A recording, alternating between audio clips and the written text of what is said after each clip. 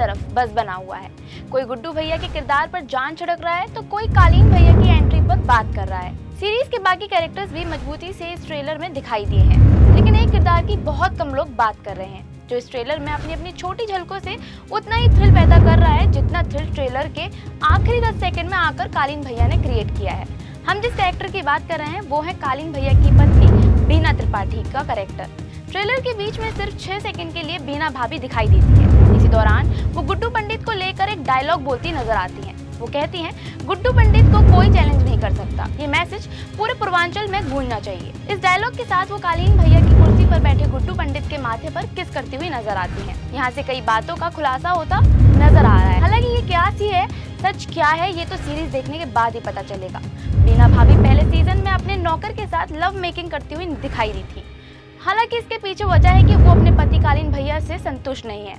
इसके बाद दूसरे सीजन में वो कुलभूषण खरबंदा वाले कैरेक्टर के साथ वही सब करती हुई दिखाई देती हैं। तो ऐसा हो सकता है कि इस बार बीना भाभी के लिए गुड्डू पंडित वैसे ही किसी पुरुष की तरह हो। बीना भाभी का कैरेक्टर पहले सीजन में बड़े घर की उस बहू की तरह लिखा गया था जो खुद की पहचान के लिए भी तरस रही थी। वो दुनिया वालों के सामने तो त्रिपाठी खानदान की बहू होती है, लेकिन कालीन भैया और घर के बाकी अहम लोगों के बीच उसकी पहचान जीरो होती है। दूसरा सीजन आते आते उसका ससुर ही उसे फिजिकल अब्यूज करने लग जाता है। बीना भाभी के कैरेक्टर में एक ठहराव दिखाया गया है। वो खुद को बचाने के लिए किसी भी हद तक जा सकती है। फिजिकल अब्यूज होने के बावजूद वो अपने ससुर को थोड़ा सा भी इस बारे में पता नहीं लगने देती है कि वो अंदर से कितनी टॉर्चर हो रही है। लेकिन जैसे ही उसे मौका मिलता है वो ससुर की हत्या अपने हाथों से करती है और खुद को मजबूती से पेश करती है।